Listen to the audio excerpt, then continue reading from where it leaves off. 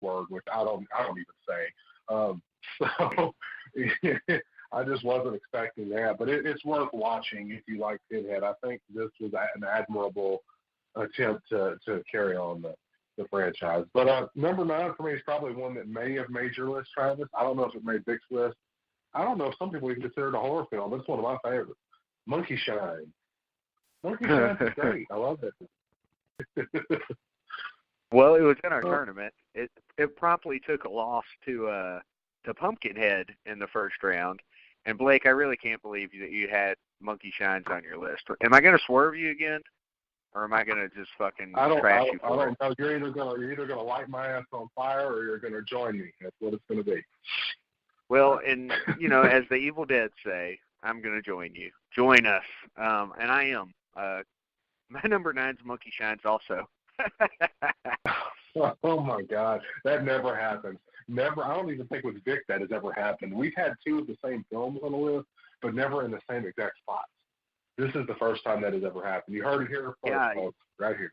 Vic and I usually, a lot of times in our top 5, we're very similar, but even at the top of the list, in the number 10 spot and 9 spot, we're not too similar. But you and I are never this close together. That's fucking crazy. I think it speaks to our admiration and love for Romero. And for me, I can't speak for you, and I'll let you speak for yourself, obviously. For me, it's that that movie kind of has a special place from my childhood. Like, I remember seeing it as a kid and thinking, wow, that would fucking suck being paralyzed and basically helpless. And you got this goddamn monkey that was supposed to be on your side. Now it's trying to fucking kill you. And if you have not seen Monkey Shines because for whatever reason you just, stick to the Romero zombie movies, I highly recommend giving it a shot. Because even to this day, I still feel like it's really good. Absolutely. I mean, I would sit and binge watch Creep Show and Monkey Shines over and over again. I mean, Monkey Shines, there's so much horror in that. Not even just the fact that the monkey is gone completely psycho. But think about it. You have to rely on the monkey. You're paralyzed. Your mom's upstairs trying to take a bath. The monkey gets out. And, of course, promptly gets into mischief, in which this mischief results in a very shocking experience. But but it's a great movie. If you haven't seen it, I highly recommend it. It's got some good effects. There's some cheese. There's also some not frontal nudity, but absolutely rear nudity. I mean, I saw more of Jason Beggs than I thought I was ever going to see, and I don't want to see any more. And there's not to say that Jason Beggs is a bad-looking guy, but normally when I start my horror movies, I don't see gratuitous nudity in the form of men. It's normally the form of female, it's normally female nudity in these horror films, which I think is equal opportunity. I think if you're going to have it, just make it where it's even both ways, where there's a little bit of something for everyone. And I think that's what this movie does, for creature, feature people, for creature, monster movie people, this will be a good one. For people that like George Romero, this will be a good one. For people that like, instances of what could be real terror, like paralysis, this is a good one for them there too. So there's something for everyone here. And one last thing on Monkey Shines is, the idea of kind of the thing that's going on with his girlfriend and the doctor and all that shit is just like, that's horror right there. That's like real life horror. So just I just kind of, I feel like this is one of those that like makes you like angry to watch at times, but in the type of way where it is horror that could happen type of thing. This isn't so out there. So I don't know. That's just me. All right, Vic, you're up at number 8, my friend.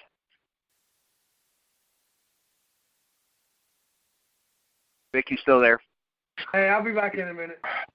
Okay, he'll be back. How about Blake? You go to number 8. Vic will come back when he comes back.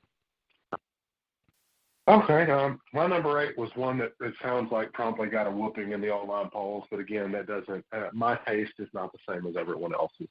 I really like the movie. I really like the concept, and especially speaking to today's, all the things about the police in the news and what's police brutality and what is this, that, and the other. I think this movie was a little bit ahead of its time, and of course, the only difference is this has a very real undead cop in it. Robert Zadar, Matt Cordell, Maniac Cop. I mean, it's a classic. It's one of my favorites. Now, correct me if I'm wrong, but we did a show on Maniac Cop together, didn't we? We did when I first moved into my new place and was actually in the process of setting up my new studio. We did. We did the show that very night. And I think we had another guest on there. I want to say it wasn't Vic. It was either Jer or it was Corey. I can't remember. No, I guarantee it was Jer. Corey would have never seen Maniac Cop. So, or maybe it was Brittany Wonder. Who knows? We could do an Evil Dead show, Evil Dead 2 with Corey. We did do that because he was like in my presence, and he's actually seen Evil Dead 2, which he likes. You know, that's like his favorite movie, next to fucking Top Gun. Well, that's two opposite ends of the spectrum there, isn't it? Yeah, we're always ripping Corey about Top Gun. We can't help it, but you know, we say he likes the gay beach volleyball scene. But so you've got a movie with Bruce Campbell, Tom Atkins, Robert Zadar. Yeah. And it's your number 8, huh? Love Lake. Yeah, and don't forget the lady. Yes. Her name escapes me at this point, but she's in a lot of those. She's in a lot of horror films like that. Now, what are you about to grill me for? That sounded like you were about to grill me for having this on my list so low. What is it? Well, it's funny because, like I said, Maniac Cop took an L first round from people, and this guy actually said in a group, he was like, does anybody really like Maniac Cop better than Hellraiser 2? And I raised my hand and I said, me, motherfucker. And you know what? I like it the 8th best on my list also. I shit you not. I can't fucking tell. I shit you not. Sounds like Vic's back. He needs to get his number 8, doesn't he? Do you hear that, Vic? Blake and me are exactly the same still. We both have Maniac Cop at our number 8. Oh, I like it. Yeah. I don't think we'll be the same at number 7. Probably not. Anyway, you ready for mine? Yep, I'm ready. I can be. I don't like y'all. Anyway, so mine came from recommendation from Gunnar Hansen. First time I met him, he asked me if I ever saw this movie. So I went and found it and I saw it. And you know I love it. Hollywood Chainsaw Hookers is my number 8. Because dude, I saw that, and I was like, Vic's gonna put that on his list for sure. Yeah, dude. First time when we first met him, he asked me if I ever saw it, and I had to go find it. And I mean, it's it's whatever, but it's Gunnar Hansen, it's chainsaws, it's hookers. Like it's 3 of my favorite things in the world. Fair enough. I've never been to Hollywood, so I can't say. I'll leave it at that. Fuck. Yeah.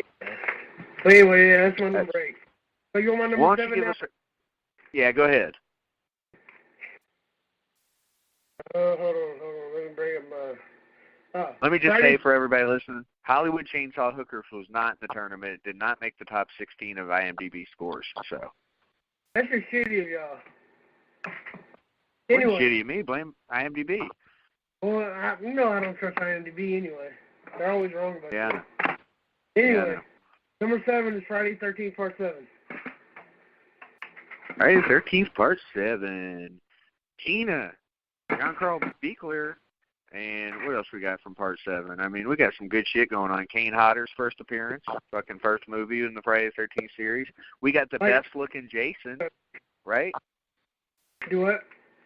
The best-looking Jason. Even if he's not your favorite, he's the best-looking Jason. Oh, yeah. Oh, excuse me. Sorry, guys.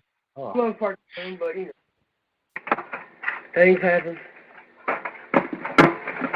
All right, man. Friday the 13th, Part 7 hits number 7. I think Vic just wanted to be poetic with that, and so be it.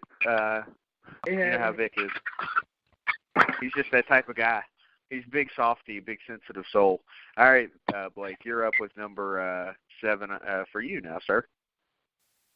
I apologize for the sneeze. The weather is a little bit, crazy. It snowed down here, and then it's warmer again. Now it's about cold again, so it's all over the place. All right, my number 7, oddly enough, is one that probably I'm going to get trouble for because it's so low on the list. But it's let me start this way. I love Tom Holland. I love his work. I love Kevin Yeager. I love his work. Them two together on this film was a match made in heaven. I mean, this film was great. And then, of course, you've got Brad Dourif, obviously. I mean, for somebody that's never actually physically played this role of this specific character, he's very, irreplaceable. Much like Doug Bradley, he sort much of like did, Rob though. England. I'm talking. He sort of did. He was Charles Lee Ray, the human Yeah. form, yes, but I'm going Child's Play, man, because I had one of those My Buddy dolls, and both of my sons have them, and I never look at those dolls the same way again. I wish I still had mine. I certainly would, be able to. Tyler had one, Vic. Afford really nice guitar. I had mine, red hair and everything. It was awesome. Hey, can I make a statement about Child's Play? And it's not going to make any sense, but I'm going to say it anyway. Child's Play is the most overrated yet underrated movie I've never ever heard of.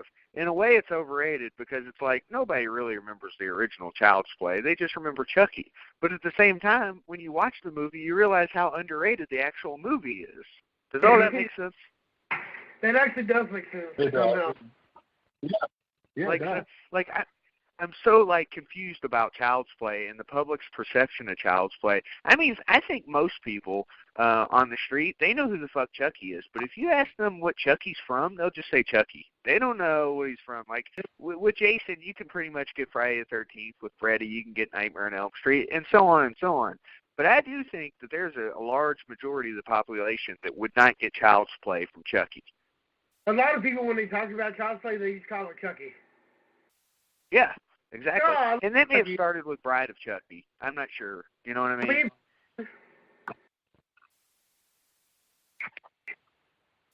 So, Blake, this time we're not on the same page, but we're not too far off either. But this was actually a play-in match, and it lost its play-in match to A Nightmare on Elm Street Part 4. But I've got it in my top 10 because I love it. I think it's great. It's not as good as the first one. So it's Sleepaway Camp 2. You've got Angela coming back. It's funny as shit. I can't ever decide whether I like 2 or 3 better. I think the tits are maybe better in Part 3, but there's good tits in Part 2 also. It's hilarious. Sleepaway Camp 2 is fucking awesome, and it deserves a place in my top 10 for 1988. And it's probably one of the ones on this list that I watch more than the others. I watch it more than Child's Play. I mean, probably at least once a year. I watch more than Maniac Cop, Monkey Shines, not Halloween 4. Halloween 4 I've probably seen more than any of these fucking movies just because of Halloween every year. But, I mean, as far as that goes, that tells you how much of my love is for Sleepaway Camp 2. So, I don't know if you guys will have it on your list. I'd be willing to bet money that Vic does. Blake may not, but I'm sure Vic does. So. Well, I do love the poster. The poster's great. You've got Angela, and then you've got, if it's not 2, it's 3. I think it's 2. There's a Freddy glove in the backpack, and then there's also what's supposed to be, I guess, a Jason hockey mask. I don't know that was ever even really a poster. That was like the VHS cover art, and the cover art was awesome.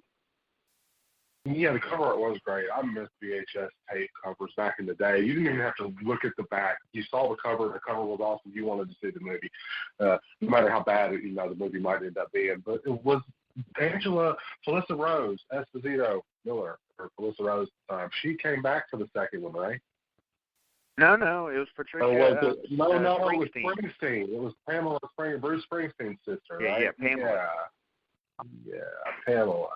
Sorry, I thought she was in the first one, but I couldn't remember if she was in the second one. I just recently sat down and my wife and I watched the first one. I don't think my wife had seen it, so that was the end. Was definitely a WTF moment. I'm just glad she sits down and watches them with you. Props to her. So. Well, I've got my wife is not only lovely on the outside, she's lovely on the inside too. She's willing to give things a try. Now, there's certain things she can't do. She doesn't do I Spit on Your Grave. She doesn't do rape I stuff. get that. I know. But she does like the spooky stuff, and that's the cool thing. She loves the spooky stuff, and I mean, that's, she's always listening. Even if she's not on these shows, she listens to you guys quite often. Usually every time I'm on the show, she's listening because she always wonders what we're talking about. And we usually sit and come up with these lists